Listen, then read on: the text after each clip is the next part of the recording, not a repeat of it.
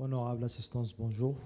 Donc, pour ce qui est de notre intervention, on va vous présenter deux axes principaux qui sont le service public de l'emploi en Algérie et les perspectives de ce service, c'est-à-dire le processus de modernisation de l'ensemble des services et des missions qu'elle accomplit en faveur des jeunes notamment et des demandeurs d'emploi d'une manière générale. Voilà. Donc, le service d'emploi d'Algérie s'inscrit dans le processus d'œuvrer pour donner le maximum de postes d'emploi ou d'œuvrer pour faire une intermédiation de plus en plus efficace en faveur des demandeurs, mais aussi en faveur des employeurs, afin de leur offrir un maximum de chances d'avoir un poste d'emploi, mais aussi pour les employeurs, pour qu'ils puissent accomplir leur mission avec une main-d'œuvre compétente. Donc, pour ce qui est du service public de l'emploi en Algérie, à travers le processus de sa modernisation qui a été enclenché depuis plusieurs années, et à travers aussi ce qui a été fait sur le plan économique, on constate que le chômage en Algérie a diminué d'une manière considérable. Et cela, c'est à travers une panoplie de dispositifs qui étaient destinés notamment aux jeunes, dans le dispositif d'aide à l'insertion professionnelle. Ce dispositif qui était lancé en 2008 en faveur des jeunes, notamment les diplômés, les sortants de la formation professionnelle, mais aussi les demandeurs, les jeunes demandeurs qui n'ont ni un niveau d'instruction ni un niveau de qualification. Cette catégorie qu'on appelle nous vulnérables est vraiment démunie, qui a des difficultés à avoir un poste d'emploi. Pour cette catégorie, l'ANEM, l'Agence nationale de l'emploi, a mis à sa disposition de différentes actions en leur faveur pour qu'on puisse leur ouvrir des champs de formation et acquérir des qualifications qui peuvent leur permettre de s'insérer facilement dans le marché de l'emploi. Donc, le dispositif de l'appui à l'insertion professionnelle et les sortants du plan de développement de l'emploi en Algérie à travers une vision économique. C'est-à-dire il y a une approche économique qu'il faut prendre en considération pour qu'on puisse insérer des jeunes dans le marché de l'emploi. En plus de l'ANEM, en Algérie, on a des dispositifs qui œuvrent pour le partenariat, c'est-à-dire qui facilitent un peu les tâches pour les jeunes qui veulent s'orienter vers la création de la micro-entreprise. C'est-à-dire qu'il y a une assistance, notamment financière, en faveur de cette catégorie pour qu'ils puissent créer leur propre micro-entreprise et de l'autre côté, puissent eux-mêmes créer des postes d'emploi en faveur d'autres jeunes.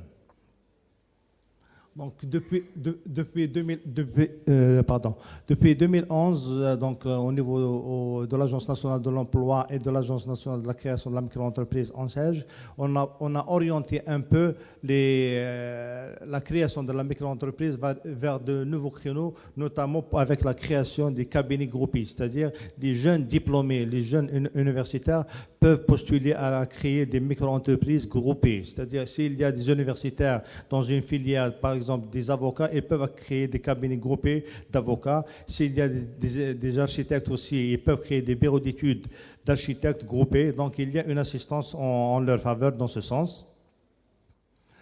Il y a aussi la création et la mise en place et la mise à disposition des jeunes sortant de la formation professionnelle pour qu'ils puissent avoir des véhicules ateliers, c'est-à-dire c'est des véhicules qui sont équipés dans certaines disciplines et à travers lesquels ils peuvent s'insérer dans le marché de l'emploi avec bien sûr toujours une approche économique. Pour ce qui est de leur assistance aussi, on peut aller jusqu'à les assister pour les aider pour qu'ils puissent avoir des locations, c'est-à-dire pour qu'ils puissent avoir des locaux afin de travailler en groupe, des groupes de jeunes qui disposent d'une qualification ou bien d'une formation afin qu'ils puissent s'intégrer dans la vie économique du pays. Pour ce qui est de l'emploi salarié, c'est-à-dire la mission principale de l'Agence nationale de l'emploi, elle œuvre principalement, et surtout depuis 2008, à mettre en place le dispositif, c'est-à-dire le DIP, le dispositif d'aide à l'insertion professionnelle, جهاز المساعدة على الإدماج المهني. Ce dispositif il est destiné pour 3 catégories. La catégorie des jeunes sortant de l'université, la catégorie des jeunes sortant de la formation professionnelle et les jeunes demandeurs ou bien la catégorie qui ne dispose pas de qualification ni d'un niveau d'instruction. Pour ces 3 catégories, il y a des rémunérations qui sont allouées à ces catégories. En plus, il y a une incitation vis-à-vis des employeurs pour les encourager à prendre en charge ces catégories qui sont des primo-demandeurs. C'est-à-dire l'employeur peut prendre un jeune et l'insérer chez lui, l'insérer dans ses services ou bien dans son entreprise, avec bien sûr une assistance d'une durée de 3 années renouvelable pour qu'il puisse acquérir une expérience et à partir de là, l'employeur lui-même, c'est lui qui propose la permanentisation de ce jeune inséré. Et à part cela, il y a aussi le dispositif d'aide ou bien il y a eu une mise en place de certaines mesures incitatives en faveur des employeurs, c'est-à-dire les employeurs qui œuvrent, qui s'engagent à recruter des primo-demandeurs, donc ils peuvent avoir ou bien ils peuvent bénéficier des cotisations appuyées, c'est-à-dire par l'État, et des charges patronales qui peuvent être allégées. Voilà, donc on a ces des rémunérations qui sont destinées aux bénéficiaires du dispositif DAIP. Pour ce qui est de l'autre option en faveur des jeunes primo-demandeurs, il y a le contrat de travail aidé, c'est ce qu'on appelle nous le CTA. C'est une contribution de l'État uniquement pour une période bien déterminée, c'est-à-dire c'est un jeune diplômé au sortant de l'université ou bien de la formation professionnelle peut être recruté par un employeur dans le secteur économique. Il y a une contribution de l'État sur le plan rémunération de ce jeune. Il y a une cote de son salaire qui est prise en charge par l'État pour une durée, juste pour avoir l'expérience qui va lui permettre d'être permanenté par cet employeur.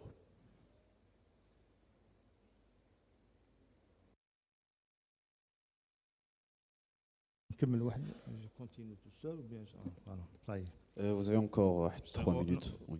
Oui, 3 minutes. Donc, pour ce qui est, donc on a là quelques chiffres à travers lesquels l'ANEM a réalisé des chiffres réalisés à travers les dispositifs mis en place par l'Agence nationale de l'emploi.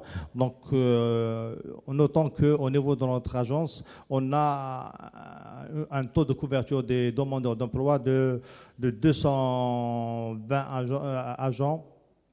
220 demandeurs par agent. Et en plus, on dispose d'un réseau d'agences locales de 249 agences. Bon, pour ce qui est des services à distance, là, il y a je vais me permettre de présenter un peu le nouveau système d'information mis en place par l'ANEM. C'est un système d'information qui englobe une assise d'une panoplie d'actions en faveur des demandeurs, mais aussi des employeurs, notamment les services à distance. Seulement que les services à distance, on ne peut les lancer. C'est le système d'information qui est actuellement en phase d'expérimentation. Donc, dans quelques jours, il sera généralisé et déployé sur l'ensemble de notre réseau. C'est à partir de là qu'on va inclure ou bien on va intégrer les services à distance qu'on a vraiment préparés en collaboration avec nos frères et nos collègues de la Tunisie, de l'ANITI. Donc, on a pu avoir cette coopération ou bien cette collaboration avec l'ANITI pour qu'on puisse déterminer les services qui peuvent être bénéfiques et pour le demandeur, mais aussi pour l'employeur. Donc, les services à distance pour l'ANEM est dans l'optique de rapprocher et d'alléger et d'offrir une passerelle virtuelle entre le demandeur et l'employeur, mais et valoriser aussi le nouveau système d'information qui est mis en place au niveau de l'ANEM. Donc, il y a des objectifs qui sont ciblés à travers la mise en place de ces services à distance en faveur des demandeurs. Donc, le principal, pour nous, c'est de réorienter un peu la mission du conseiller, c'est-à-dire la prise en charge du demandeur, elle peut être faite à distance. Et c'est à partir de là qu'on peut réorienter les missions de ce conseiller et de faire de lui un analyste et de lui donner les chances d'exploiter un peu les données de sa localité et d'analyser le marché de l'emploi au niveau local.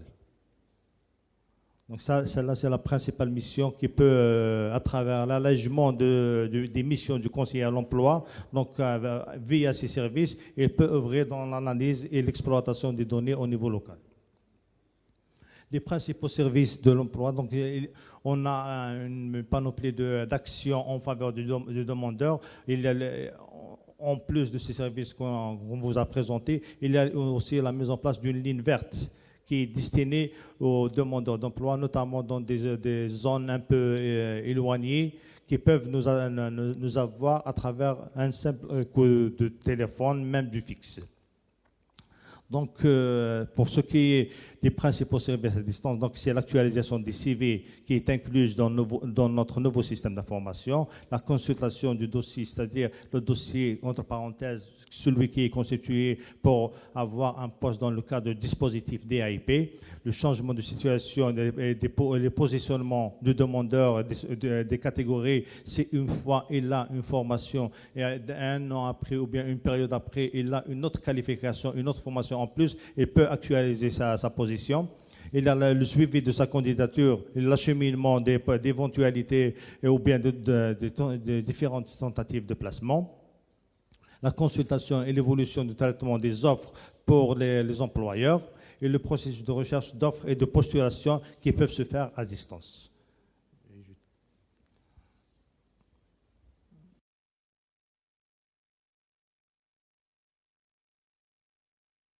Et avant de terminer, il y a aussi certaines actions qui sont destinées aux employeurs, notamment on va intégrer la nomenclature algérienne des métiers et emplois, donc qui est en cours de finalisation, qui a été réalisée en collaboration avec Pôle emploi.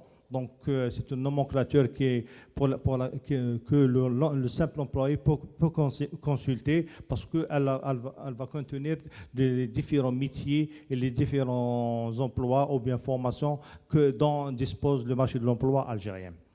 Donc, juste avant de terminer, je tiens à préciser que tout ce qui a été fait au niveau de l'ANEM, c'est un processus de modernisation qui s'appuie surtout sur des projets de coopération. Donc, on a eu des projets de coopération avec nos amis de la Suède et à travers lesquels on est toujours dans la lancée des analyses et des enquêtes au niveau local pour le marché de l'emploi. Il y a aussi avec Pôle emploi pour la nomenclature des métiers. Donc, il y a aussi le PACIA, c'est-à-dire il y a un projet d'appui au service de l'emploi algérien avec l'Union européenne, à travers lequel on va avoir des actions en faveur des services à distance. C'est-à-dire il y a la préparation, il y a un volet de formation qui est destiné à installer un call center au niveau de l'ANEM. Et la formation des jeunes qui vont travailler dans ce call center, elle sera prise en charge en collaboration dans le cadre de ce projet. Donc, il y a des actions qui sont liées directement et surtout indirectement pour qu'on puisse mettre en place un service à distance performant en faveur des demandeurs et en faveur aussi des employeurs qui sont les deux axes du marché de l'emploi. Je vous remercie.